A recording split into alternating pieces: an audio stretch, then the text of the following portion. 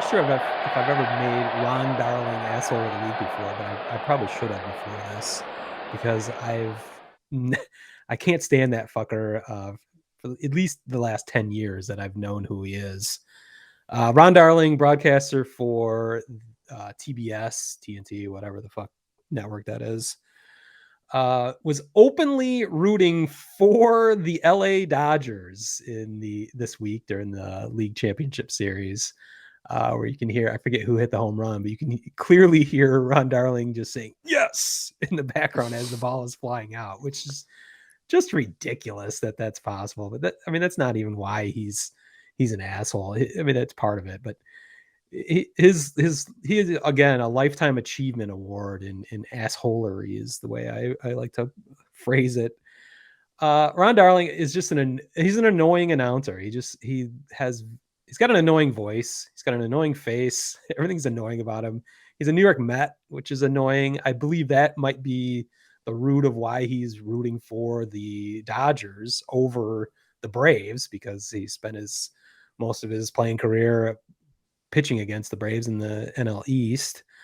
But my God, be a professional. You can't be rooting in the booth. It's like rule number one. But beyond that, he wrote a book, I believe it was a year ago, 2 years ago, that threw his teammates on the 86 Mets under the bus. Yeah. Lenny Dykstra being one of them, which Lenny Dykstra is a piece of shit anyway. But do you really need to throw your former teammates under the bus just to sell some fucking books? I mean, we may have made him asshole of the week back on, not before we were doing the podcast, yeah, but just in the blog. That sounds familiar. That may have been it when that book came out. I try to put him out of my mind as much as possible, but I might look that up to confirm. But yeah, that seems right. But just the idea that Ron Darling is still doing this and still having it, just being an unprofessional broadcaster, just makes me laugh and just makes him an asshole.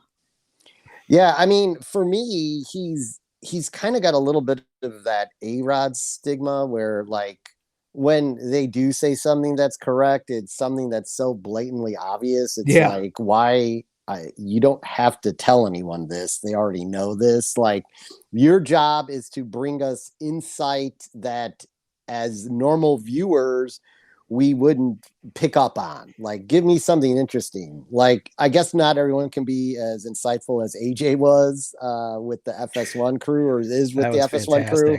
But like, that's what you want from these ex-players. That's why they're in the booth. The other thing is, back to his annoying face and annoying voice, he eerily sounds like James Woods is calling the game, and it's just like James Woods is creepy enough. You don't want him calling a baseball game. Right. So every time I remember the first time I heard Darling calling a game, and I think I texted you like 5 years ago or something. Yeah, I'm like, it sounds like James Woods is in the freaking booth, and you started dying. He sounds just like him.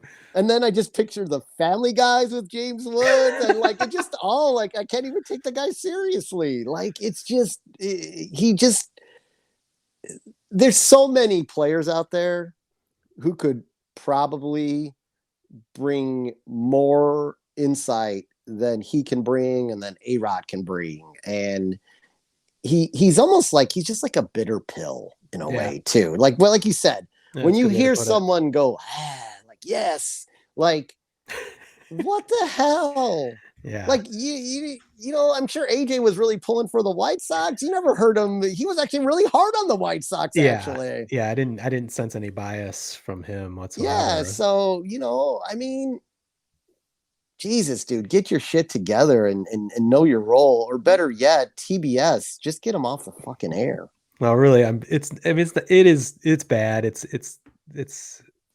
I mean, I'm really just using it as an example just to pile on to Ron Darling, because I've just always thought he was an asshole. So it just worked out perfectly this week for our asshole of the week.